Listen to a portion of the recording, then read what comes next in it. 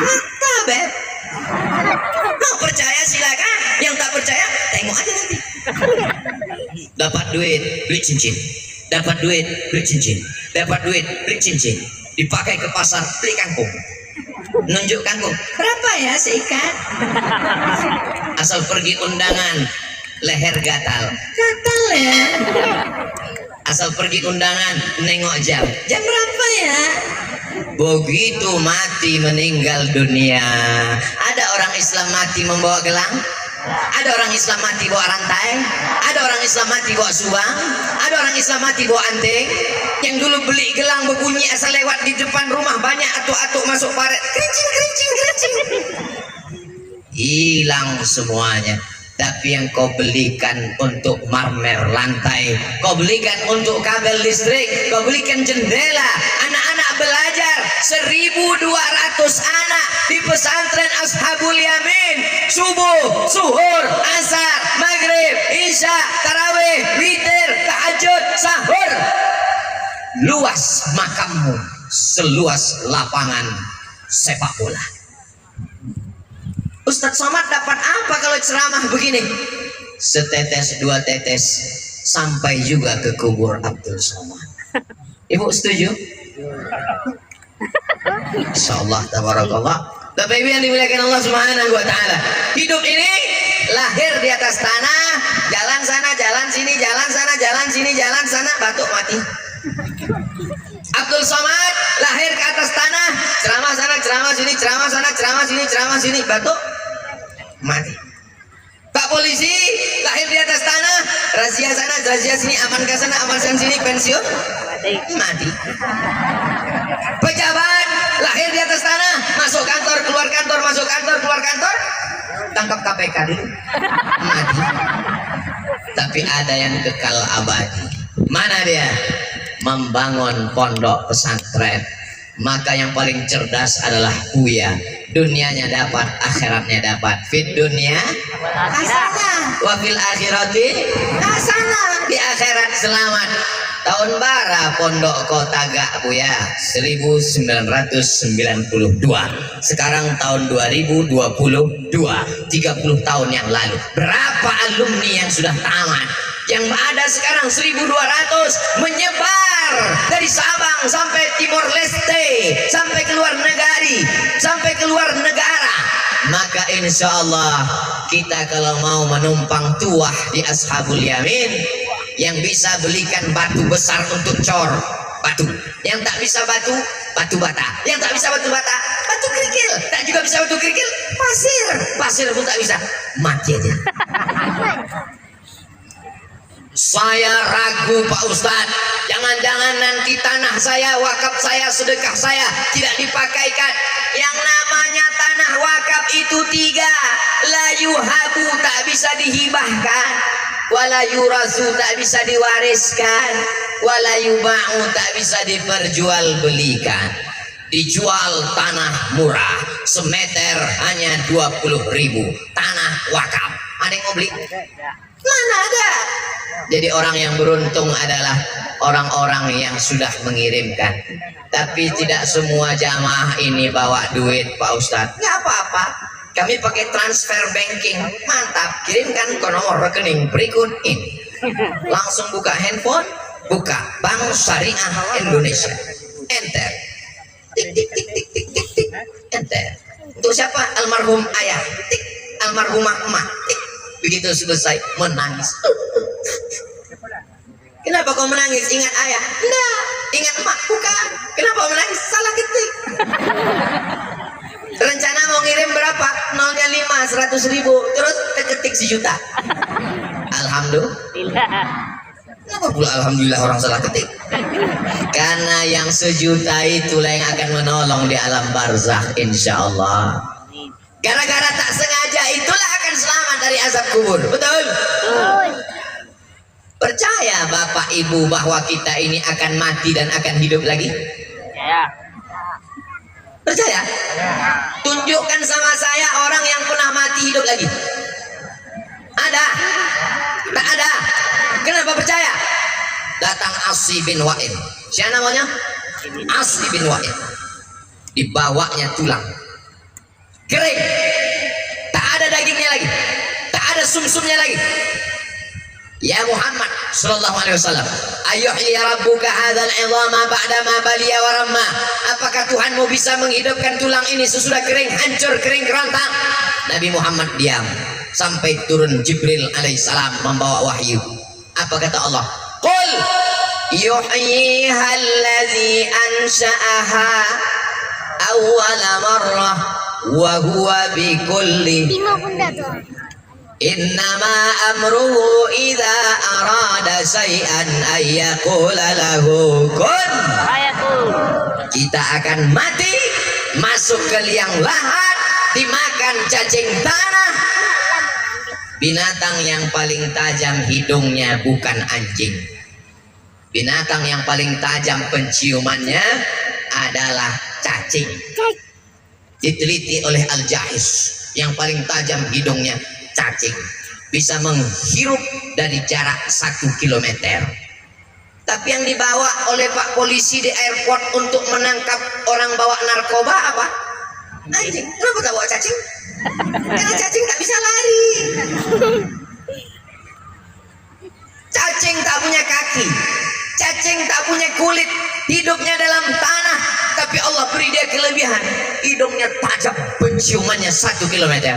Jadi kalau Abdul Somad meninggal, dimakamkan di sini, 1 kilometer sekeliling cacing-cacing mencium bau. Wow, brownies. Mereka pun menyerbu. Ayo kita serbu jasad Abdul Somad. Oke. Mereka berlari. Begitu sampai menengok jasad jenazah Abdul Somad, kurus sekali. Mau gemuk, mau kurus, mau hitam, mau putih, mau tinggi, mau pendek, mau ganteng, mau jelek, semuanya akan mati dan dimakan cacing tanah. Yauma la yanfa'u malu wala banun. Hari itu tak ada gunanya harta, hari itu tak ada gunanya anak. Illa man atallah, kecuali orang yang datang menghadap Allah biqalbin salim, dengan hati yang selamat. Mudah-mudahan kita datang menghadap Allah hati kita selamat. Selamat dari dengki, selamat dari hasad, selamat dari busuk hati. Kau kaya bukan karena mobilmu mahal. Tetangga saya ini Pak Ustadz mobilnya mahal. Berapa harganya? 2 miliar. Belum tentu lunas. Dari mana kau tahu? Bunyi klaksonnya asal jumpa kredit.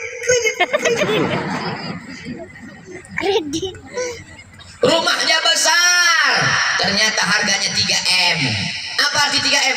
3 kali minjam.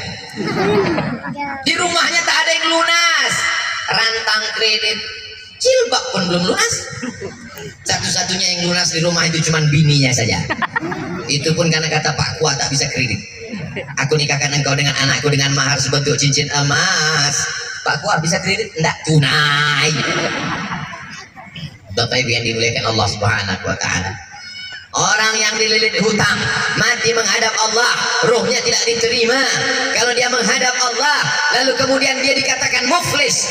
Atadrun amal muflis? Tahukah kamu siapa itu orang yang bangkrut? Man la dirham lahu wala mata. Orang yang tak punya duit, orang yang tak punya harta, orang tak punya benda. Bukan itu kata Nabi. Orang yang bangkrut adalah ya'ti yaumil qiyamati bi sholatin, salatnya banyak, qabliya ba'diyah, duha, tahajud, witir, isyraq, awabin, wa zakatin, zakat, wakaf, infak, sedekah, wa hajjin, haji bolak-balik ke Makkah. Tapi ternyata syatama hadza, mencaci maki si fulan, wa akala mala hadza, memakan harta si fulan dengan cara batil, minjam tak pernah pulang. Maka inilah yang akan menuntut di hadapan Allah Subhanahu wa taala. Alhamdulillah yang hadir ini semuanya solihah. Dan suami ibu pastilah orang yang soleh.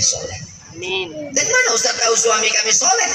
Karena kalau tak soleh tak mungkin diizinkannya ibu datang kemari kan? Udah izinkan ambo pergi. Mau kemana? Mau dengar pengajian. Siapa yang ceramah? Ustaz Somad. Baiklah. Udah enggak ikut? Udah ada jadwal main gaple sore ini. Mereka sedang menunggu di atas. Kenapa? Karena mereka takut tak dapat parkir. Dan itu tadi jalannya Masya Allah curam ke bawah. Tapi Ustaz jangan takut, ini semennya kuat. Kenapa? Baru di semen kemarin. Luar biasa sambutan. Dipasangkan karpet merah. Ambo keluarkan tubuh jalan tadi. Raso-raso sekjen PBB. Luar biasa, Masya Allah, tabarakallah. Agak-agaknya bantu Iko lebih ku awak di surga Jannatul Firdaus. Amin. Wasiqal ladzina taqaw rabbahum ilal jannati zumara. Mereka nanti akan digiring, dibawa masuk surga, bukan sendiri-sendiri, beramai-ramai sampai ke pintu surga. Apa kata malaikat? Salamun alaikum. Kalau bahasa awaknya, welcome. Welcome. Betul, kamu sudah beramal soleh. Fadkhuluha, masuklah kamu ke dalam surga. Khalidin, kekal selamanya. Buya-buya masuk ke dalam surga. Bapak polisi pun semuanya masuk. Mungkin agak terlambat sedikit. Sebab mereka mengurus sadonya. Mereka meyakinkanlah masuk sadonya, baru mereka masuk. Mereka tanggung jawab. Setelah mereka masuk, mereka pun bertanya ke malaikat. Malaikat, yo, Ustaz Somad di mana? Kok enggak ambil caliat dari tadi? Inyolah lama menunggu di ruang VVIP. Amin. Amin. Ampus bananya minta diaminkan. Bapak Ibu yang dimuliakan Allah Subhanahu wa taala. Masya Allah. Aduh. Berarti dari tadi sampai 45 menit mereka cuma mencaliat tengku ambo. Mereka lah orang yang paling ikhlas. Suara kamuku, muku ambo kamuku. Tapi mereka Masya Allah, tabarakallah. Ini kita bisa berkumpul bersama ini karena orang-orang soleh yang tidak tampil ke depan, yang ada di baleho kadang cuma sampai orang saja, dan di muka pun sampai jo. Mereka yang membentang karpet, mereka yang memasang besi, mereka yang memasang umbul-umbul baleho, tidak diminta oleh protokol. Berikut ini mari kita dengarkan kata sambutan dari pemasang karpet. Tidak ada. Abdul Somad bisa lantang bersuara berceramah ini kenapa? Karena mikrofonnya hidup. Lah 2 kali mati.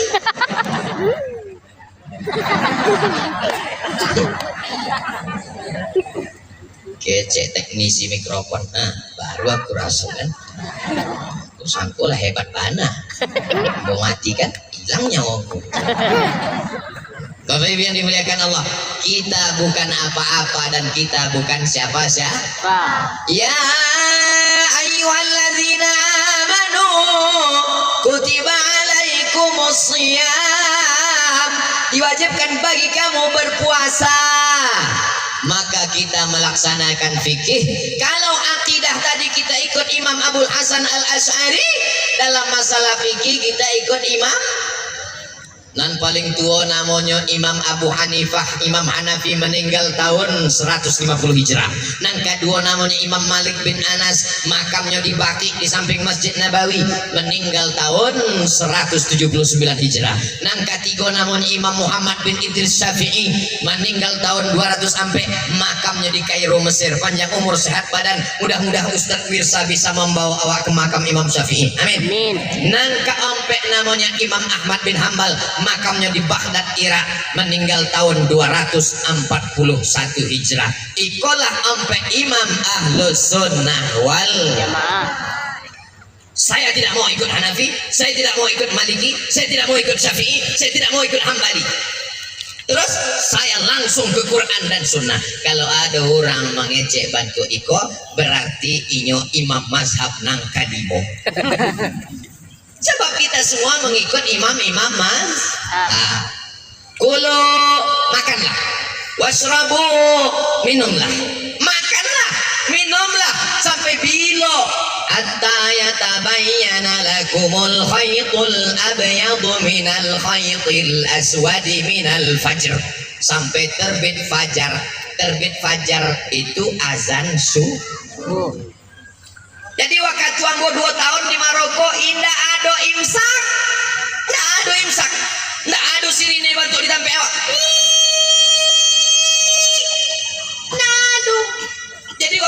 subuh bah, ya makan saja kami makan. Tiba-tiba tak ada azan. Allahu Akbar, Allahu Akbar.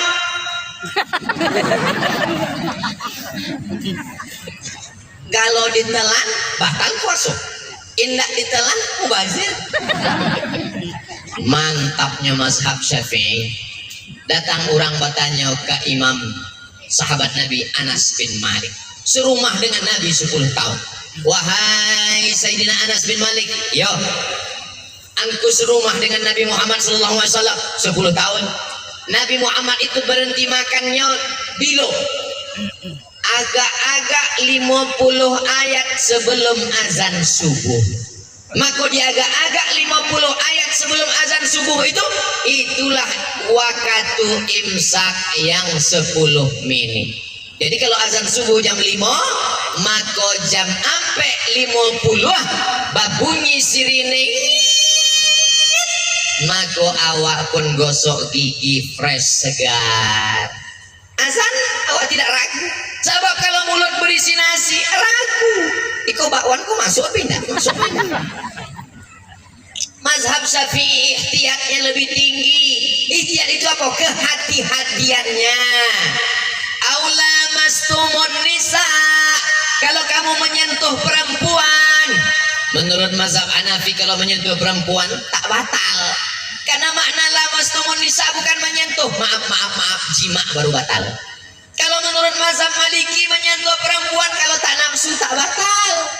Pergi undangan, kepada tamu dipersilakan untuk mengucapkan selamat kepada kedua mempelai. Barakallah lakuma wa barakalaikuma. Menyentuh tangan mempelai perempuan. Selesai itunya pun baik ke masjid sholat. Allahu Akbar. Ditanya dek bininya, udah enggak berwudu tadi? Ada. Tapi habis menyentuh tangan perempuan, ambo enggak nafsu. Nafsu ambo cuma ke kamu sayang. Tapi dalam mazhab Syafi'i, mau nafsu tak nafsu, maka batal. Ambo tidak menyalahkan mazhab Hanafi, ambo tidak menyalahkan mazhab Maliki, tapi ambo berpegang kepada mazhab Syafi'i. Sebab apa?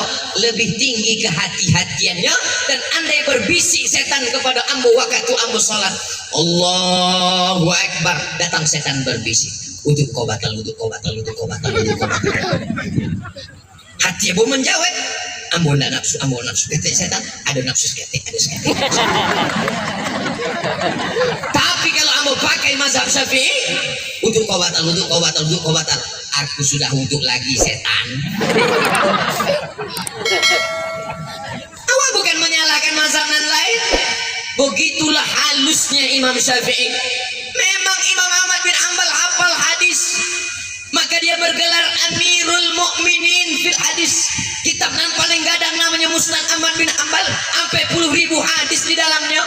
Tapi apa kece Ahmad bin Hanbal, sebelum Imam Syafi'i datang ke Baghdad, kami tak bisa membedakan mana hadis am, mana hadis khas, karena yang menyusun ilmu usul fiqih, yang bisa memproduksi hukum halal, haram, makruh, mubah, sunat, sunan muakkad adalah Imam Syafi'i. Kitab yang pertama kitab Ar-Risalah, dipanggilnya muridnya namanya Rabi Al-Muradi. Ta'al ya Rabi, kesikau sebentar Rabi. Rabi pun datang, tulislah risalahku.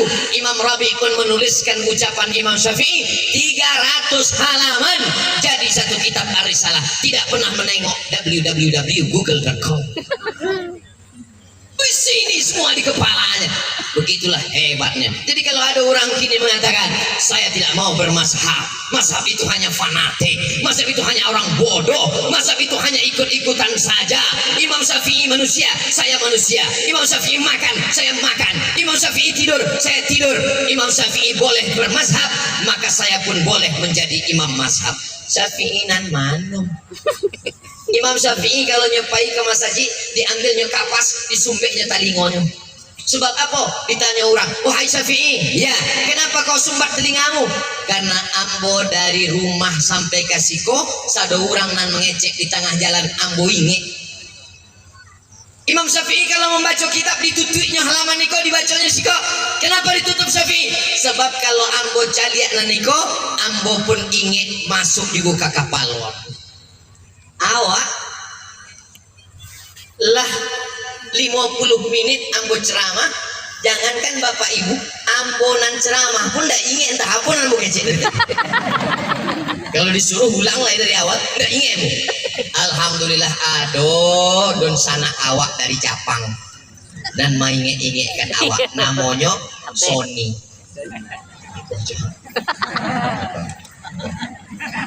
Nyo, jadi ceramah hambogo kalau ndak adonan bisa mainge-nyo tenang saja sebab nanti akan diupload di YouTube. Buka channel Ustadz Abdul Somad Official, jangan lupa subscribe, like, share, and comment. Jadi Ustadz Somad kalau sholat subuh diminta orang jadi imam, Ustadz, beko Ustadz jadi imam ya. Kenapa Ustadz nggak mau jadi imam? Ustadz nggak bisa jadi imam. Ambo mengikuti mazhab Syafi'i. Kadang ambo nggak tahu makmum di belakangku nggak samo, beko menimbulkan fitnah. Kadang-kadang imamku nggak samo. Ambo kalau jadi imam Bismillah ambo jahar.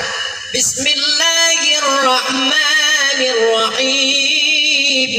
Alhamdulillahi Rabbil Alamin. Tapi kalau mazhab Hanafi dengan Hambali enggak, Bismillahnya enggak terangkan. Alhamdulillahi Rabbil Alamin Ar-Rahmanir-Rahim. Kalau di Maroko mazhabnya Maliki. Maliki enggak ada Bismillah sama sekali. Silent pun tidak, jahar pun tidak, bergetar pun tidak. Allahu Akbar. Alhamdulillahi Rabbil Alamin Ar-Rahmanir Rahim Maliki Yaumiddin. Kalau awak mimnya panjang Maliki Yaumiddin qiraat Hafs. Kalau Maroko pakai qiraat Warsh Maliki Yaumiddin Iyyaka na'budu wa iyyaka nasta'in. Tapi ambo tidak menyalahkan.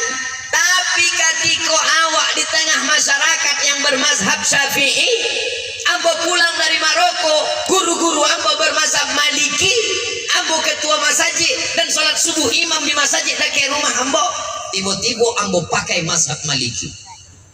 Alhamdulillahirabbil alamin Ar-Rahmanir Rahim Maliki Yaumiddin. Selesai sholat langsung jamaah berbisik, "Pak Ustaz sholat sasi." Jangan membawa mazhab yang bertentangan dengan masyarakat sekitar. Ulama yang datang ke negeri kita, Asia Tenggara, berakidah Asy'ari, berfikihkan Syafi'i, maka kita pakai itu karena ini adalah Ahlus Sunnah wal Jamaah. Akidahnya Asy'ari, fikihnya Syafi'i. Rukun yang ketiga dan terakhir adalah tasawuf. Jangan tasawuf itu sesat, tasawuf itu batil. Lalu kamu pakai apa? Tazkiyatun nafs, pensucian jiwa, bersihkan hati dari riya, bersihkan hati dari ujub, bersihkan hati dari sum'ah. Tazkiyatun nafs artinya pensucian hati. Tasawuf pun juga artinya pensucian hati. Pokoknya nggak boleh. Itu sama dengan orang tidak mau makan ikan. Kamu makan ikan, tidak mau makan ikan, tapi waktu ikan di blender kasih tepungnya makan. Ini apa? Empek-empek. Oh boleh. Terjebak pada nama. Saya tidak mau makan udang. Makan udang nggak mau. Tapi kalau udang dibusukkan, dihancurkan, dijemur jadi belacan, mau. Sambal apa tadi? Sambal belacan. Belacan tuh udang. Nggak apa-apa. Udanglah mati. Ini namanya bongak yang terpelihara. Bapak Ibu yang dimuliakan Allah Subhanahu wa taala, maka kita memakai apa itu arti tasawuf? Man safa qalbuhu lillah, orang yang hatinya bersih suci kepada Allah. Maka disusunlah oleh para ulama. Kalau dalam akidah kita ikut yang disusun oleh Imam Abul Hasan Al-Asy'ari, dalam masalah fikih kita ikut yang disusun oleh Imam Muhammad bin Idris Asy-Syafi'i, maka dalam tasawuf kita ikut yang disusun oleh Imam Junaid Al-Baghdadi. yang disusun secara rapi oleh Imam Al-Qusairi dalam Ar-Risalah Al-Qusairiyah, yang dikembangkan secara apik, cantik, indah dan sempurna oleh Imam Abu Hamid Al-Ghazali dalam kitab Ihya Ulumuddin, meninggal tahun 505 Masehinya 1111.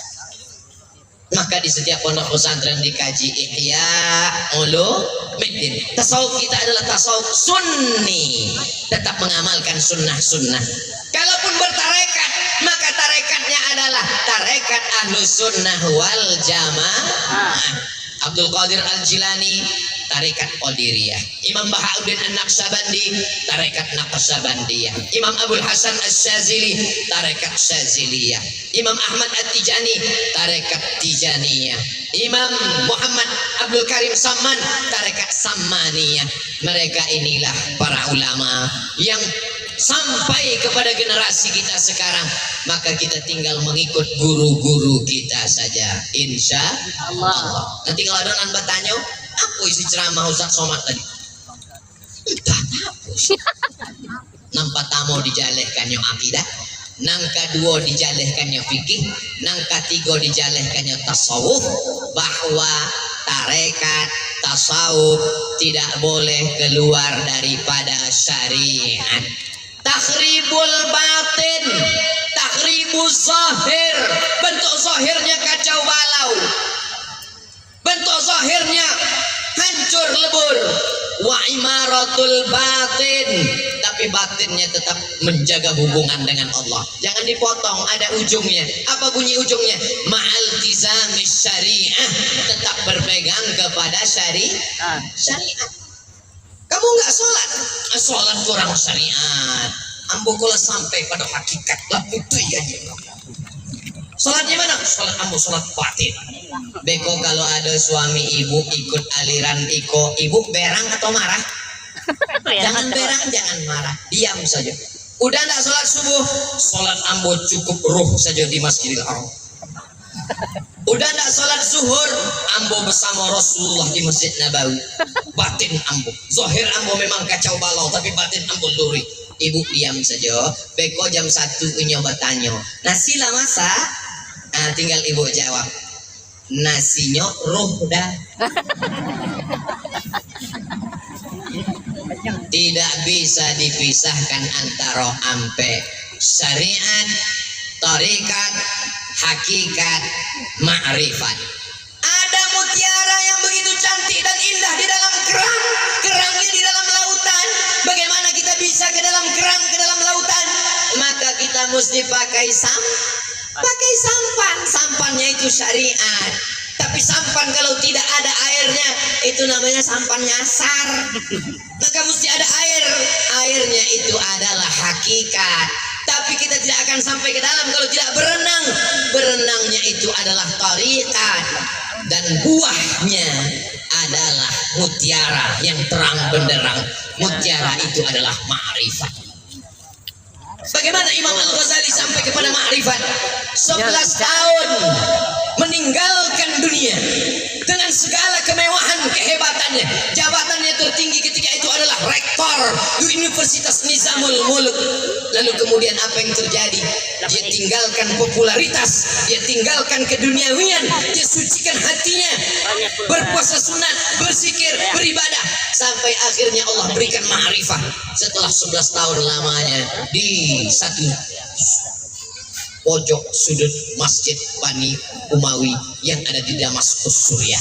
Lalu kemudian orang bertanya kepada Imam Al-Ghazali, wahai Al-Ghazali, apa ma'rifah itu? Apa kata Imam Al-Ghazali? Nurun yaqdhifullahu fi qalbi 'abdi, cahaya yang ditembakkan ke dalam hati seorang hamba. Bukan asal bicara, asal ngomong.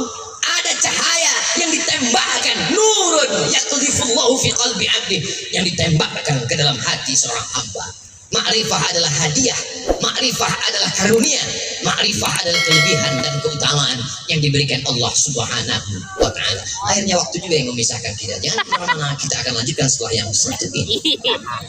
Bapak Ibu yang dimuliakan Allah Subhanahu wa ta'ala, di mana-mana ambo ceramah tetap 60 menit sesuai dengan yang tertulis di botol 600 ml. Mudah-mudahan pertemuan kita ini pertemuan yang mendatangkan rahmat dan barokah. Amin. Yang sudah mendaftarkan anaknya ke pondok pesantren, selamat. Yang belum memasukkan anaknya pesantren, insya Allah daftarkan. Walaupun tak tertampung 500 yang mendaftar cuma tertampung 300, maka insya Allah kalau berdiri di kelas bentuknya letter U, sampai ke lantai atas, insya Allah tahun depan banyak lagi anak-anak yang terselamatkan, insya Allah. Amin ya rabbal alamin. Buah hasil dari tablik akbar pengajian adalah doa. Jangan sampai pulang sebelum mengaminkan doa yang akan dibacakan oleh abuya, orang tua, guru kita, alim ulama kita. Terima kasih segala perhatian. Mohon maaf segala kesilapan dan kekhilafan. Menangkap puyuh ke Bukit Selasih. Thank you dan terima kasih. Wassalamualaikum warahmatullahi wabarakatuh.